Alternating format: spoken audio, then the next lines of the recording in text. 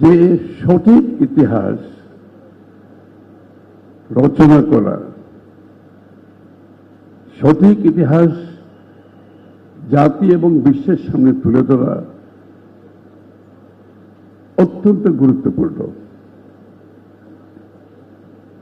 আমরা যখন দেখি রাজনীতিবিদরা ইতিহাসবিদ হয়ে যায়,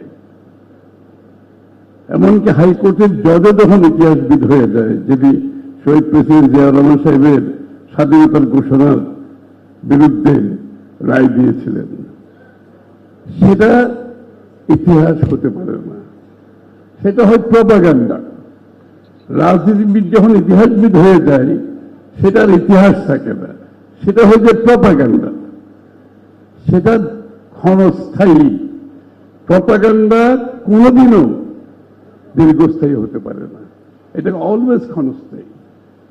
যে কারণে বাংলাদেশের মুক্তিযুদ্ধের ইতিহাস, পরবর্তী বাংলাদেশের যে ঘটনাবলী, এই ইতিহাসগুলো রচিত হতে হবে ইতিহাসবিদদের মাধ্যমে।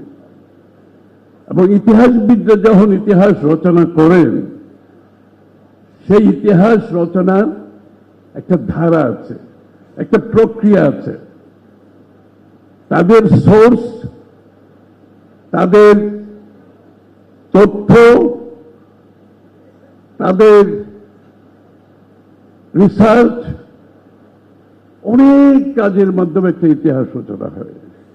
এই যে জিয়াউর রহমান সাহেবের ঘোষণা, জিয়াউর রহমান সাহেবের যে বিদ্রোহ, এগুলো তো বিভিন্ন বইতে আমরা দেখেছি। এমনকি আওয়ামী লীগের নেতাদের বইতেও, আওয়ামী লীগের বহু নেতাদের বইতেও জিয়াউর রহমান সাহেবের স্বাধীনতার ঘোষণার কথা বলা হয়েছে।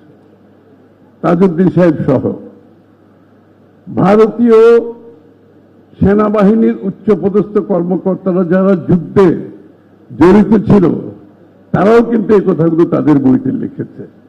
বিশ্বব্যাপী যে মিডিয়া আছে, সেখানে এগুলো সব সম্বলিত আছে, সব লেখার মধ্যে।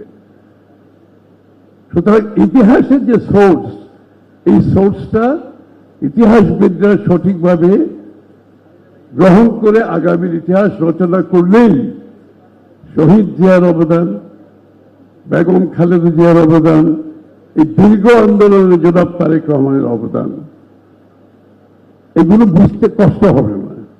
এগুলো আমরা রচনা করার দরকার নাই। রাজনীতিবিদের কাজ ইতিহাসবিদ হওয়া নয়, ইতিহাসবিদের কাজ হচ্ছে ইতিহাসকরণ করা।